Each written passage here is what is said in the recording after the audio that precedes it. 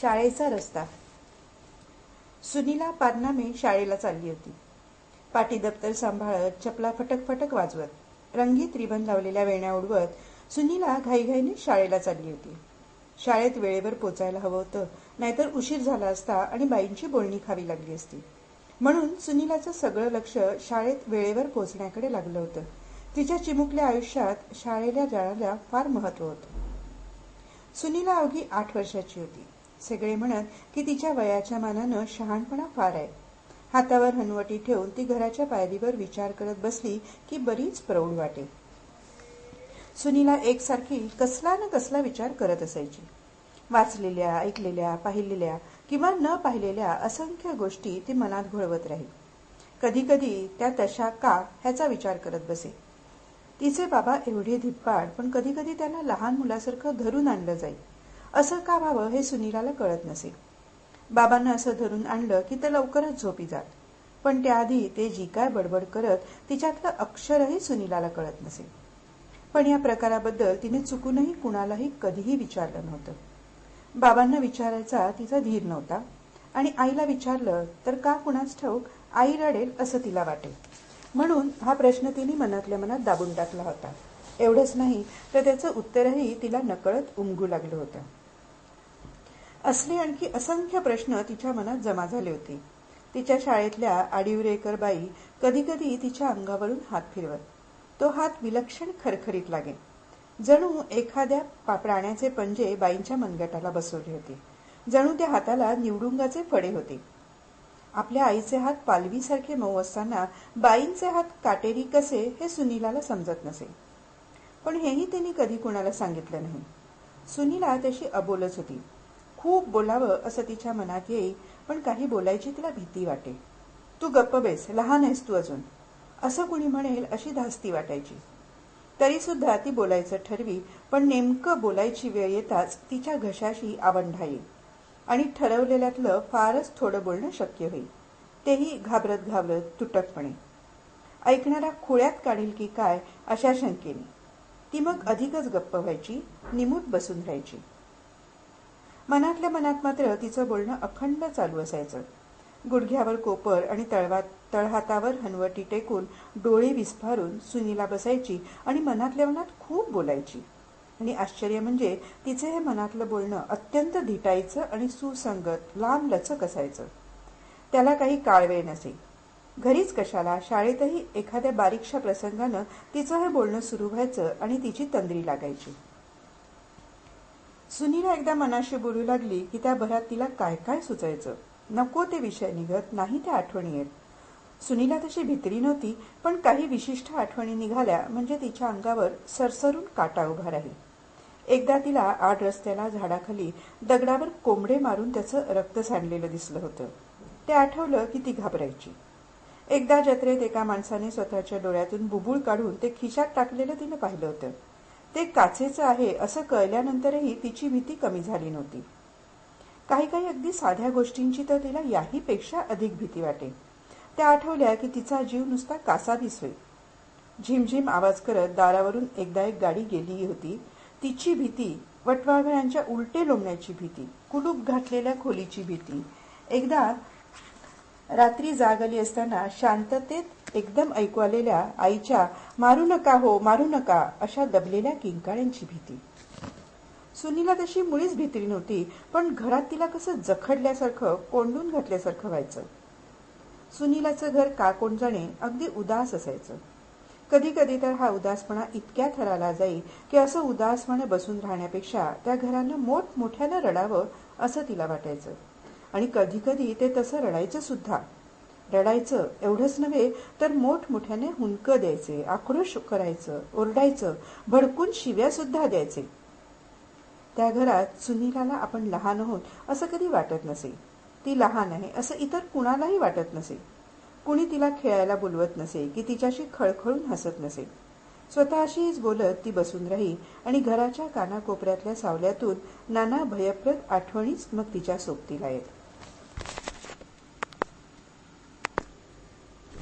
सुनीला शाळेत चालली होती. आज आपण निघताना आईला हात हलवून दाखवला की नाही हे तिला नीटसं आठवत नव्हतं. रोज ती निघण्याच्या वेळेस आई पायऱ्यांवर उभी असायची. त्यावेळी घरात दुसरं कुणीच नसायचं. वडील कामावर गेलेले असत. गडी माणूस नव्हतंच. सुनीलाला भावंडही नव्हतं. पण आज आई पायऱ्यांवर उभी नव्हती. घरात कुणी आजारी होतं. डॉक्टर आले होते. ते आईबाबांना गंभीरपणे काहीतरी सांगत होते. Pneumonia, pneumonia. गेली 4-6 दिवस हा शब्द ऐकू येत होता. निमोनिया. कसा छान आहे शब्द. निमोनिया, लिनोलिया, डेलिया. या बाई या. घरात आजारी माणूस म्हणून आईला दारातच यायला फावलं नसेल आणि उशीर होत होता म्हणून सुनीला झटपट निघाली.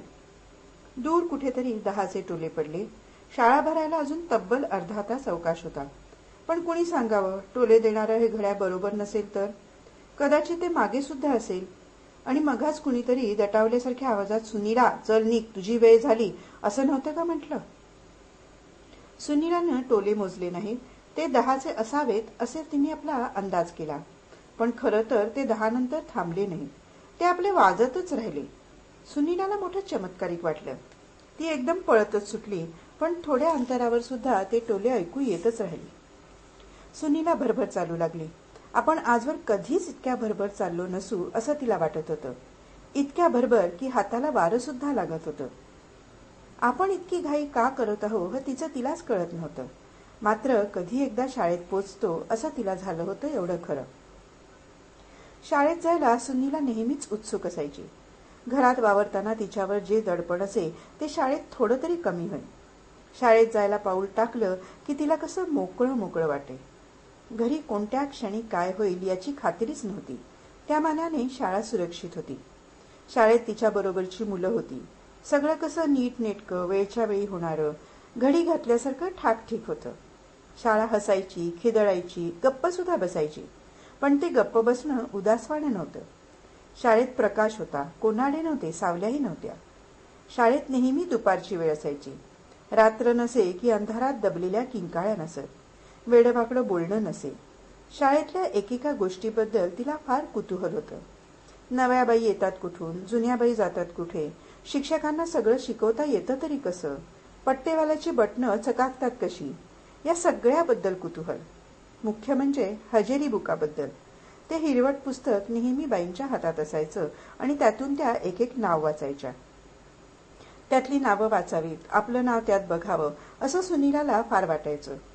कुणीतरी तिला सांगितलं होतं की प्रत्येक नावापुढे महिन्याच्या शेवटी थोडी जागा सोडलेली असते आणि तिथे त्या त्या मुलीबद्दल शेरा लिहिलेला असतो. आपल्या नावापुढे काय शेरा असेल याचे सुनीलाला फार कुतूहल होतं.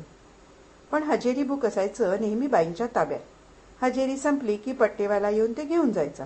त्यामुळे ते बघायला मिळणं शक्यच नव्हतं. सुनीला भरभर चालत होती. पण आज काही गेल्या रस्ताच संपत नव्हता. आपण किती चाललो असं सुनीलाला होऊन गेलं. पण रस्ता आपला पुन्हा तोच. सुनीलाला थोडं गोंधळल्यासारखं झालं. 30-30 वळणं, त्याच त्या ओळखीच्या खुणा, 30-30 झाडं तिला पुन्हा पुन्हा दिसत. मग वाटे, मग आपण हे पाहिलं की भासच झाला. काहीही असलं तरी तो रस्ता मागे टाकण्याच्या पक्क्या निश्चयाने ती चालत राहिली.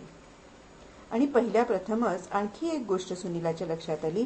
आज शाळेचा रस्ता प्रचंड रुंद दिसत होता. एकाच वेळी कित्येक वाहनं शेजारी शेजारी राहून जाऊ शकतील इतका मोठा. पण आश्चर्य म्हणजे रस्त्यावर एकही वाहन नव्हतं. रहदारी बिलकुल नव्हती. सबंध रस्ता अगदी मोकळा होता. शांत शांत होता. सुनीला अधिकच झपझप चालू लागली. एवढ्यात कुणीतरी एकाएकी येऊन तिच्या समोर उभं राहिलं. वाट मागू लागलं. एवढा रस्ता मोकळा असताना ती व्यक्ती समोरून हलेच ना. सुनीला बिचकून बाजूला सरली. तो माणूस झिंगला होता. त्याच्या अंगाला दारूचा भपकारा येत होता. कपडे घाणीने माखले होते. बघता बघता तो तोल जाऊन पडला. काही बाही बरळू लागला. सुनीलाला ते ऐकवेना. ती पुढे चालू लागली. चालता चालता ती एका मोठ्या इमारतीसमोर येऊन पोचली आणि तिच्या लक्षात आले की आपण वाट चुकलो. शाळेत जाताना ही इमारत आपल्याला कधीच लागत नाही. इमारतीवर पाटी होती वेड्यांचं इस्पितळ. ती पाटी पाहून सुनीला इतकी घाबरली की तिथून धूम ठोकायच्या विचारात होती. एवढ्या तिथल्या पांढरे शुभ्र कपडे घातलेल्या पहारेकरांनी तिला दंडाला धरून आत नेलं. तिथे एक पांढरा पडदा टांगलेला होता. तो बाजूला करून सुनीला हळूच आत डोकावली. आत पलंगावर कुणीतरी झोपलं होतं. पलंगाशी गर्दी करून 2-4 डॉक्टर उभे होते. ते मधून मधून पलंगाकडे बघत आणि पुन्हा आपापसात चर्चा करत. त्यांच्यापैकी एक म्हातारेसे मायाळू डॉक्टर होते. ते म्हणत होते, हिच्या मनावर फार ताण पडला आहे, हिला फार भीती वाटते आहे. दुसरे करड्या रखरखीत केसांचे डॉक्टर म्हणाले, हिला जर अशीच भीती वाटत राहिली तर पुढे मागे ही वेडी झाल्याशिवाय राहणार नाही. तेव्हा तिसरे दातपडके डॉक्टर म्हणाले, अहो कसला आलाय ताण, हिला लिनोलिया झालाय, लिनोलिया, दुसरं काही नाही. त्यांनी असं म्हणताच तिघही डॉक्टर हसू लागले. सुनीलाने घाबरून पांढरा पडदा गच्च ओढून घेतला आणि ती तिथून पळत सुटली. सुदैवाने दरवाजात मगाचे पहारेकरी नव्हते. त्यांच्या जागी एक बाई पाठमोरी उभी होती. ती सुनीलाच्या ओळखीचीच निघाली.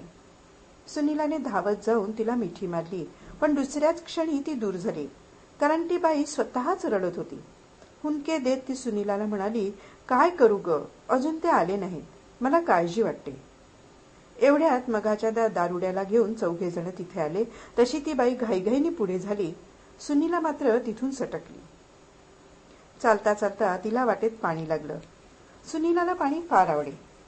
निदान एकदा पाण्यात पाय बुचकळून येण्याचा तिला मोह झाला. ती खडकातून चालू लागली. आता ती पाण्याशी पोचणार इतक्यात तिला खडकावर रक्त दिसलं. थेंब थेंब ठिपकत ते पाण्यात पडत होतं आणि पाणी लाल होत होतं. होता होता सगळंच पाणी लाल लाल झालं. रक्तासारखं दिसू लागलं. हळूहळू त्या रक्ताच्या लाटा तिच्या दिशेने झेपावू लागल्या. खडकातल्या चिरातून ते रक्त झिरपू लागलं. तशी सुनीला पळत पळत रस्त्यावर आली.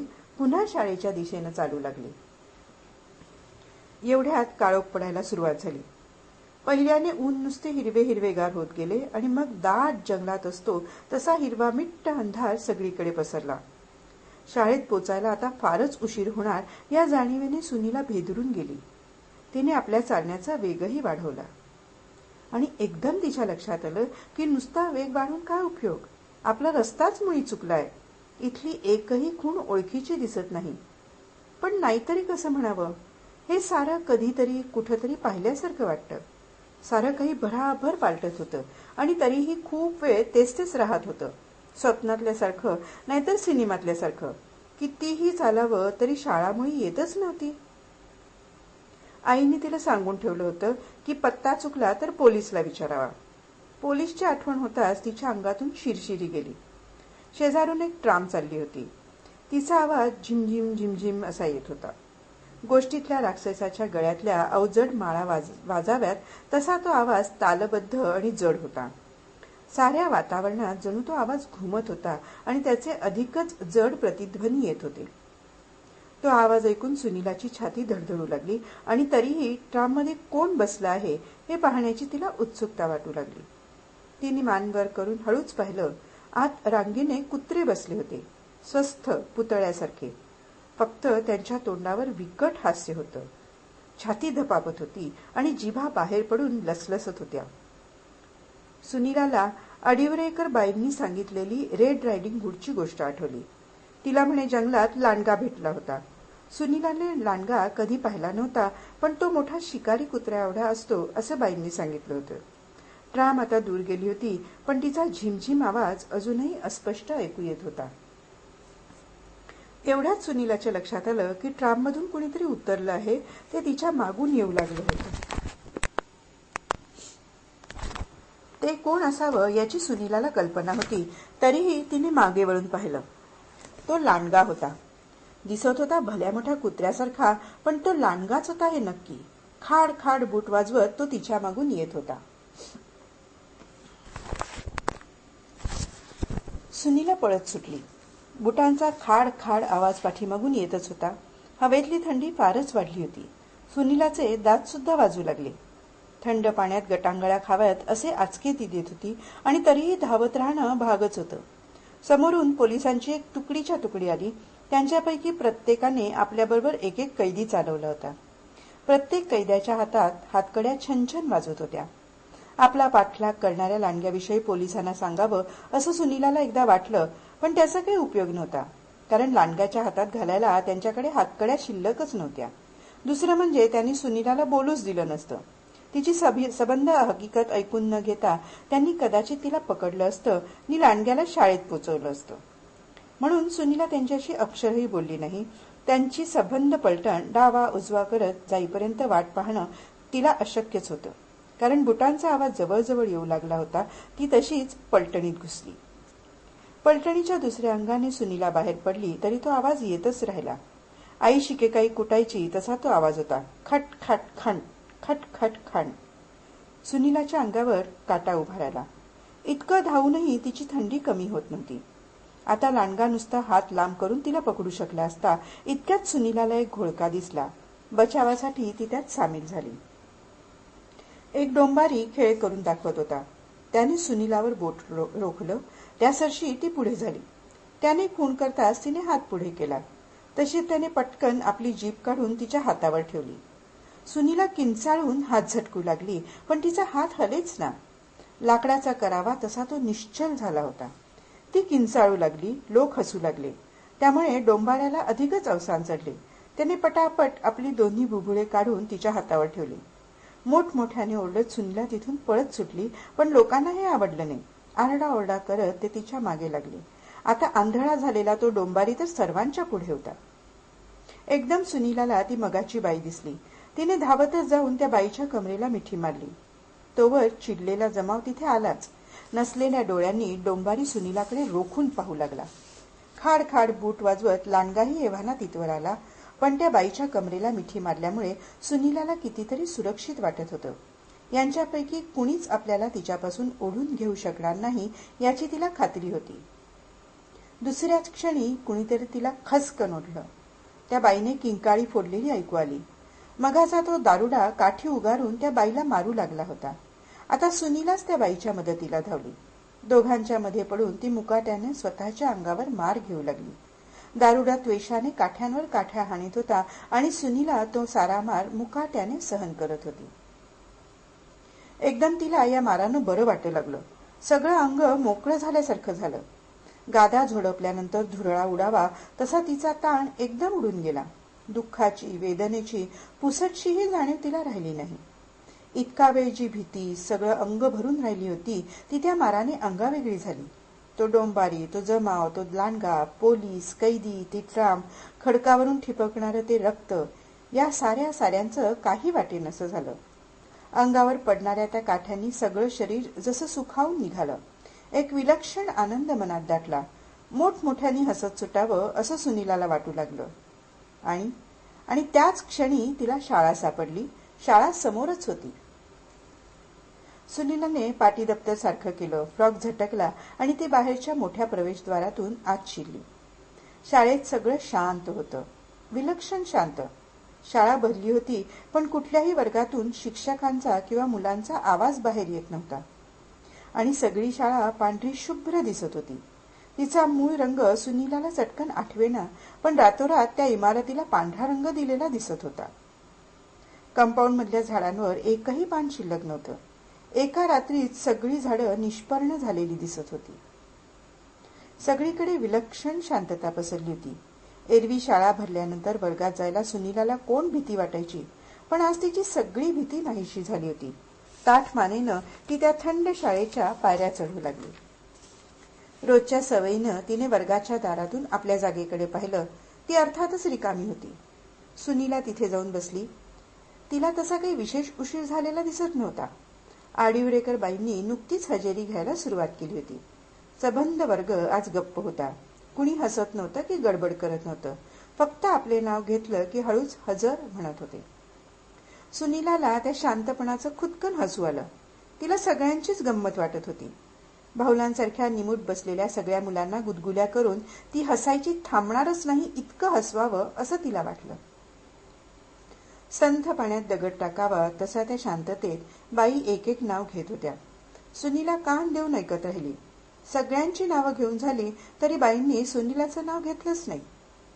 सुनीला शांतपणे जागेवरून उठली. तिने टेबलावरचं हजेरी बुक घेतलं. ते उघडून पाहण्याची तिला कधीपासूनच इच्छा होती. नेहमी त्याला हात लावायचा तिला धीर होत नसे, पण आज मुळी भीती तिला सोडूनच गेली होती. हजेरी बुकात तिने सर्वांची नावं पाहिली. सर्वांपुढचे शेरे वाचले. की तिची कल्पना होती तसे ते मजेदार नव्हते. त्यात नुसती अमुक महिन्यापासून नाव काढलं, नवीन आली, फी राहिली आहे असली सामान्य माहितीच होती. तरीही तिनं आपलं नाव काढून पाहिलं. सुनीला पारनामी. हजर गैरहजेरीची जागा रिकामी होती. पुढे शेरा. त्यात बाईंनी आपल्या काटेरी हातांनी त्या दिवसाची तारीख घातली होती आणि पुढे लिहिलं होतं, न्यूमोनियाने वारली.